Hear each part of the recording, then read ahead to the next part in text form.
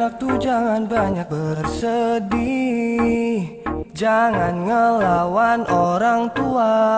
Jiwa